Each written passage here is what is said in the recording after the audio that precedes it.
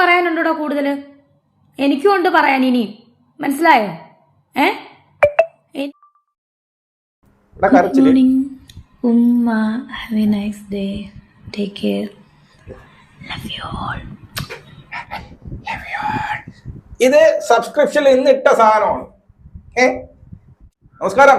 അങ്ങനെ രണാസുന നല്ല മുട്ടൻ ഭീഷണിയുമായിട്ട് വന്നിട്ടുണ്ട്. ആദ്യം കരച്ചിലായിരുന്നു, ഇപ്പൊ ഭീഷണിയാണ്. ഭീഷണി മറ്റാർക്കും നേരെയല്ല, സ്വന്തം മകനായ കിച്ചുവിന് നേരെയാണ് ഭീഷണി. മനസ്സിലായോ? ഞാൻ പറഞ്ഞു തുടങ്ങിക്കഴിഞ്ഞാൽ, ഞാൻ ഒരുപാട് എനിക്ക് പറയാനുണ്ട്, പറഞ്ഞു തുടങ്ങിക്കഴിഞ്ഞാൽ നീ മാറും എന്നുള്ള രീതിയിലുള്ള ഒരു വൻ ഭീഷണി മുഴക്കി ഒരു റീൽ ഇട്ടിട്ടുണ്ട്. അതിനോടൊപ്പം നമ്മുടെ ഷഫീന ബീവിക്കെതിരായിട്ടും ഷഫീന ബീവിയാണ് ഇതെല്ലാം ചെയ്തത് എന്ന തരത്തിലുള്ള ഒരു സാധനവും, അതുമല്ല ഫിറോസ് ഖാൻ പുള്ളിക്കെതിരായിട്ടും 2 റീലുകൾ ഇട്ടിട്ടുണ്ട് എന്നുള്ളതാണ്. ഈ റീലും കാര്യങ്ങളും ഈ കരച്ചിലും ഒക്കെ നടക്കുമ്പോൾ ഇവിടെ സബ്സ്ക്രിപ്ഷനിൽ തന്നെ തുണി അവക്കുന്നുമുണ്ട്. അതും കാണിക്കാം. ഓക്കെ, എന്തായാലും ഇനി കൂടുതൽ ന്യായങ്ങളൊന്നുമില്ല, നമുക്ക് ആദ്യം അവളുടെ റീലുകൾ ഒന്ന് കാണാം. ഓക്കെ.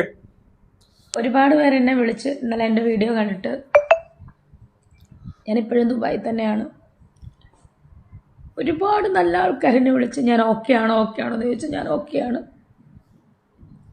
ഞാനിങ്ങനെ ചിന്തിച്ച് ഈ പ്രശ്നങ്ങൾക്കെല്ലാം മൂലകാരണം എന്താണെന്ന്. ഇപ്പോഴീ പുതിയതായിട്ട് വന്ന പ്രശ്നം, അപ്പോഴാണ് ഞാൻ FB പോസ്റ്റ് കണ്ടത്.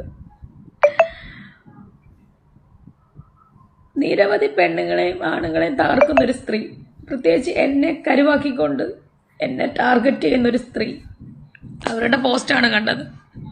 നിങ്ങൾ പലരും കണ്ടു കാണും. അത് കണ്ടപ്പോൾ എനിക്ക് ഏകദേശമൊക്കെ മനസ്സിലായി. മാനിപ്പുലേറ്റിങ്ങും അതുപോലെ ഒന്നും പറയാനില്ല.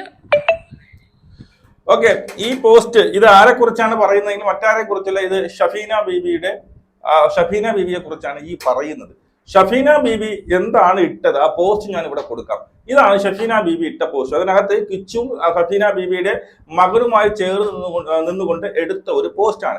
ഈ പോസ്റ്റാണ് കണ്ടിട്ട് ആരാണ് മാനിപ്പുലേറ്റ് ചെയ്തത്, എനിക്കെതിരെ ആരാണ് ഇവിടെ വടം വലിച്ചത്, ചരട് വലിച്ചത് എന്നുള്ളത് എനിക്ക് മനസ്സിലായി എന്ന് പറഞ്ഞുകൊണ്ട് രണാസുന ഈ ഒരു പോസ്റ്റ് ഇടുക. എന്നെ കുറിച്ച് ഇത്രയും അപവാദം പറഞ്ഞുകൊണ്ട് കിടക്കുന്ന ഈ പറയുന്ന ഷഫീന ബീവിയാണ് ഇതിനെല്ലാത്തിനും ബേക്കിലും ഈ പറയുന്ന കിച്ചുവിനെ മാനിപ്പുലേറ്റ് ചെയ്തിട്ട് പറഞ്ഞത് എന്ന് പറഞ്ഞ് സമർത്ഥിക്കാനാണ് ഇവിടെ രണാസുന ശ്രമിക്കുന്നത്. സത്യം പറഞ്ഞു കഴിഞ്ഞാൽ ഇന്നലെ അല്ലെങ്കിൽ ഈ പറയുന്ന കിച്ചുവിന്റെ വീഡിയോ കണ്ടതിന് ശേഷം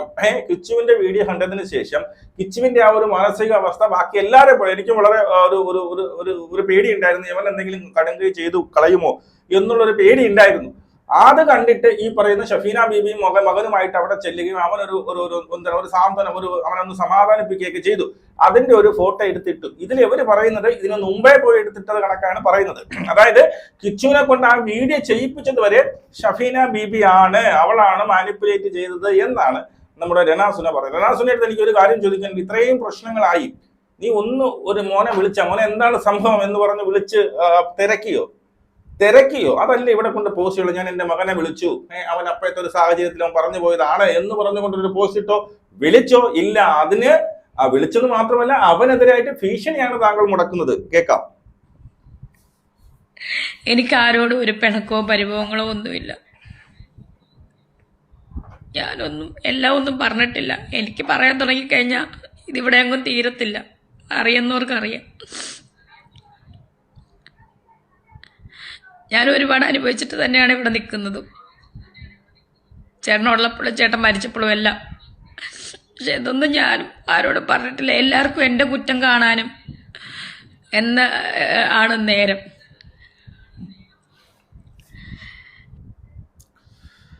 ഓക്കെ, ഞാൻ ഒരുപാടൊന്നും പറഞ്ഞിട്ടില്ല. പറഞ്ഞു കഴിഞ്ഞാൽ കാര്യങ്ങളൊന്നും ഇവിടെ ഇങ്ങനെ നിൽക്കത്തില്ല. എന്നെ അറിയാന്നുള്ളവർക്ക് അറിയാമെന്നുള്ളത്. അതായത് ശ്രുതി മരിച്ചതിന് മുമ്പുള്ളതും ശ്രുതിക്ക് ശേഷമുള്ളതും സാധനങ്ങൾ ഇതൊക്കെ എല്ലാവർക്കും കൃത്യമായിട്ട് അറിയാം. ശ്രുതി മരിക്കുന്നതിന് മുമ്പുള്ള താങ്കളുടെ ജീവചരിത്രം ഇവിടെ സോഷ്യൽ മീഡിയയിൽ പാട്ടാണ്. അതിന് ശേഷമുള്ള താങ്കളുടെ കുത്തഴിഞ്ഞ ജീവിതവും സോഷ്യൽ മീഡിയയിൽ പാട്ടാണ്. ഇനി എന്തെങ്കിലും പ്രത്യേകിച്ച് പറയാനുണ്ടെങ്കിൽ ചുണയുണ്ടെങ്കിൽ പറയാമെന്നേ ഞാൻ പറയുള്ളൂ. ഈ കിച്ചുവിന് ഒരേ ഒരു പേടി മാത്രമേ ഉണ്ടായിരുന്നു. താൻ ഡ്രഗ്സ് ഉപയോഗിക്കുമായിരുന്നു, താൻ മയക്കുമരുന്നിന് അടിമയാണ് എന്നുള്ള കാര്യം താങ്കൾ വിളിച്ചു പറയുമോ എന്നുള്ളൊരു പേടിയുണ്ട്. ഇത് ഞാൻ പണ്ടേ അവരുടെ അടുത്ത് പറഞ്ഞാണ്. പണ്ടേ ഒരു വീഡിയോ ഞാൻ വിച്ചുവിന് പറഞ്ഞു, നീ ഇതങ്ങ് തുറന്നു പറ എന്നുള്ളത്. ആ ഒരു കേസ് വരെ നമുക്ക് എല്ലാവർക്കും അറിയാമായിരുന്നു.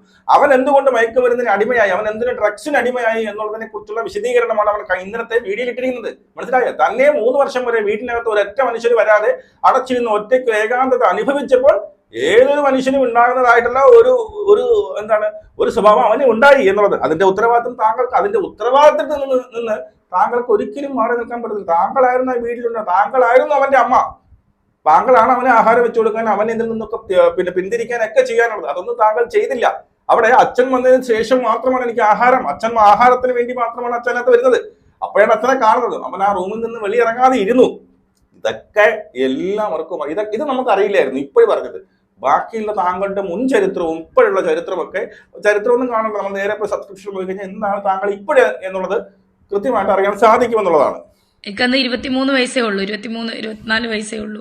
ഇപ്പോൾ ഒരു 11 വയസ്സുള്ള ഒരു കുട്ടിയുടെ അമ്മയായി പൂർണ്ണമായിട്ടും ഞാൻ അമ്മയായിട്ട് മാറിയിട്ടാണ് ഞാൻ സ്വീകരിച്ചവരെ. അതാരും ഓർക്കുന്നില്ല. ഇന്നീ നിമിഷം വരെ എൻ്റെ കൈ കൊണ്ട് ഞാൻ ഉപദ്രവിച്ചിട്ടില്ല.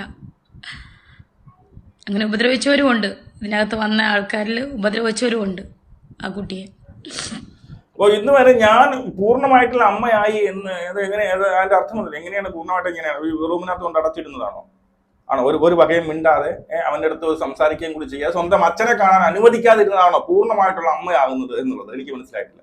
പിന്നെ അവനെ പലരും ഉപദ്രവിച്ചിട്ടുണ്ട്. അതായത് ഇവര് പോയിന്റ് ഔട്ട് ചെയ്യുന്നത് മുൻ ഭാര്യമാരെയാണെന്നാണ് എനിക്ക് തോന്നുന്നത്. ഓക്കെ, കഥകൾ ഞാൻ കേട്ടിട്ടുണ്ട് ചേട്ടൻ്റെ വായിൽ തന്നെ. ഞാൻ ഇന്ന് വരെ അങ്ങനൊന്നും ചെയ്തിട്ടില്ല. പിന്നെ എന്താണ് എന്നെ കുറ്റപ്പെടുത്തി എനിക്കറിയില്ല. അപ്പം FBയിൽ ആ പോസ്റ്റ് കണ്ടപ്പോൾ, ആ ഫോട്ടോ കണ്ടപ്പോൾ എനിക്ക് മനസ്സിലായി ആരാണ് എവിടെയാണ് പ്രശ്നം ഉണ്ടാക്കിയെന്ന്, മാനിപ്പുലേറ്റ് ചെയ്യിപ്പിച്ചെന്ന്. എന്നെ ഇപ്പോഴും സ്നേഹിക്കുന്ന ഒരുപാട് നല്ല ആളുകളുണ്ടെന്ന് അറിഞ്ഞതിന് എനിക്ക് ഒരുപാട് സന്തോഷം. അതാണ് പ്രശ്നം. എൻ്റെ ലൈഫിൽ ഒരു പ്രശ്നം ഇതുവരെ ഉണ്ടായിട്ടില്ല. അതായത് ഇപ്പം ഈ പ്രശ്നം നിങ്ങൾ പ്രശ്നത്തിനാണോ എന്നറിയാവുന്നവരുമായിട്ട് ഞാൻ ഒരു പ്രശ്നം ഉണ്ടാക്കിയിട്ടില്ല. മിനിഞ്ഞാന്ന് വരെയും ഞാൻ പതിവ് പോലെ എന്നെ കോണ്ടാക്ട് ചെയ്യുകയും ആവശ്യമുള്ളത് ഞാൻ കൊടുക്കുകയൊക്കെ ചെയ്തിട്ട് ഒരു വ്യക്തിയാണ്, ഒരു അമ്മയാണ് ഞാൻ മിനിഞ്ഞാന്ന് വരെയും.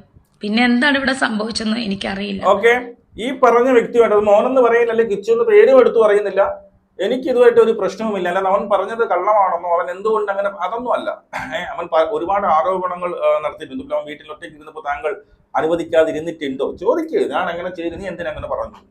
എന്റെ അച്ഛനെ കാണുന്നത് എനിക്ക് അമ്മയ്ക്ക് ഇഷ്ടമല്ലായിരുന്നു എന്ന് പറഞ്ഞല്ലോ, അത് സത്യമാണോ? നീ എന്തിനങ്ങനെ പറഞ്ഞു? ഞാൻ അങ്ങനെ ചെയ്തിട്ടുണ്ടോ? അതൊക്കെ എടുത്തെടുത്ത് ചോദിക്കുക. എനിക്കൊന്നും മനസ്സിലാകുന്നില്ല, എനിക്കൊന്നും മനസ്സിലായില്ലെന്ന് പറഞ്ഞു കഴിഞ്ഞാൽ മനസ്സിലായി. പിന്നെ ഞാൻ വരെ എന്നെ വാങ്ങിച്ച് പൈസ വാങ്ങിച്ചതാ പറഞ്ഞില്ലേ, പൈസ വാങ്ങിച്ചു എന്നാ പറയുന്നത്. എവിടാ പറയുന്നത്? മേ ബി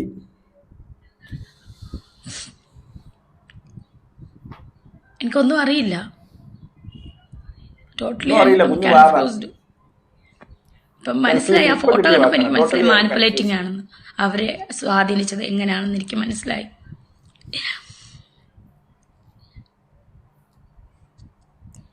ഒരുപാട് പേര്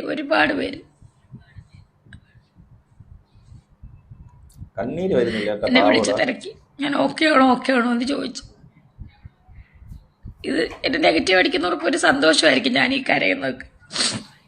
എനിക്ക് ഒരുപാട് കാര്യം പറയാനുണ്ട്. എൻ്റെ ലൈഫ് സ്റ്റോറി പറഞ്ഞു കഴിഞ്ഞാൽ ബിഫോർ സൂചേട്ടൻ ആൻഡ് ആഫ്റ്റർ സൂചേട്ടൻ, അല്ലെങ്കിൽ ആഫ്റ്റർ സൂചേട്ടൻ ഡെത്തിന് ശേഷമുള്ള ഒരു ജീവിതവും എൻ്റെ ജീവിതവും അതിന് മുന്നുള്ള ജീവിതവും എനിക്കും പറയാനുണ്ടെങ്കിൽ അത് പറഞ്ഞു കഴിഞ്ഞാൽ ഇവിടെ അങ്ങും തീരത്തില്ല.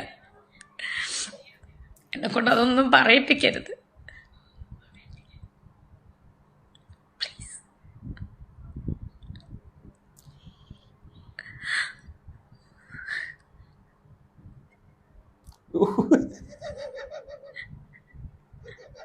കരച്ചിൽ വരുന്നില്ലടാ, എനിക്ക് ചിരി ലാസ്റ്റ് കണ്ടപ്പോഴേട്ടാ. എന്തൊക്കെ എന്നിട്ട് ഒരു നുള്ളു കണ്ണീര് അവിടെ നിന്ന് ഇങ്ങനെ പൊടിഞ്ഞ് വീഴുന്നില്ല. വളരെ വളരെ നല്ല രീതിയിൽ പിന്നെ ശ്രമിക്കുന്നുണ്ട്, പക്ഷെ ഒരു തുള്ളി കണ്ണീര് അവിടെ വീഴുന്നില്ല എന്നുള്ളതാണ്. കണ്ണീര് എങ്ങനെ വീഴും? അതുമല്ല ഇതിനകത്ത് പറയുന്നത് ബിഫോർ സുധിച്ചേട്ടനും ആഫ്റ്റർ സുധിച്ചേട്ടനും അത് പറഞ്ഞു കഴിഞ്ഞാൽ ഒരുപാട് നാറും എന്നുള്ളതാണ്. ആഫ്റ്റർ ആയിട്ടുള്ള ഈ പറയുന്ന കഥകളൊക്കെ നമുക്കറിയാം. അപരാധ കഥകൾ പലതും നിങ്ങൾ മറച്ചു വെച്ചു എന്നുള്ളതാണ്. അതെന്തെങ്കിലും ഉണ്ടെങ്കിൽ ചുണയായിട്ട് പറയുന്നേ. ഇത് താങ്കളുടെ ജീവിത ചരിത്രം കേൾക്കട്ടെ. അപ്പൊ അതിന്റെ നെല്ലും പതിരും ഒക്കെ നമുക്ക് തിരിക്കാമല്ലോ. ഇതൊക്കെ ഇവിടെ വന്ന് കരഞ്ഞിട്ട് സബ്സ്ക്രിപ്ഷനിൽ കൊടുത്തിരിക്കുന്ന സാധനം നോക്കണേ. ഇവിടെ കരച്ചില്. ഉമ്മ have A nice day, take care, love you all. ഇത് സബ്സ്ക്രിപ്ഷനിൽ ഇന്ന് ഇട്ട സാധനമാണ്. മനസ്സിലായി? ഇവിടെ അപ്പുറത്ത് വന്നിരുന്ന് കരയുന്നു, മോന്ന് subscription good morning love you all ഉമ്മ, ഇങ്ങനെ ഉമ്മ. അതായത് ഇത് ഈ വിടവ് കാണണം, ഇത്രേ ഉള്ളൂ എന്നുള്ളതാണ്. ഇതാണ് സബ്സ്ക്രിപ്ഷൻ ഇട്ട്. ഇനി അടുത്ത മറ്റൊരു റീൽ ഇട്ടിട്ടുണ്ട്. ആ റീല് നമുക്കൊന്ന് കാണാം. അടുത്തത് ഫിറോസ് KHDC ഇറങ്ങിയിട്ടുണ്ട് പുതിയ പോസ്റ്റുമായിട്ട്. താൻ അന്ന് നിർത്തിയതാണെന്നാണ് ഞാൻ ഓർത്തത്, അതുകൊണ്ടാണ് തന്റെ പേര് ഞാൻ വിട്ടത്. താൻ വീണ്ടും തുടങ്ങുവാണെങ്കിൽ ഞാൻ തന്റെ പേരിൽ ഇനിയും ഞാൻ സംസാരിക്കും. മനസ്സിലായല്ലോ?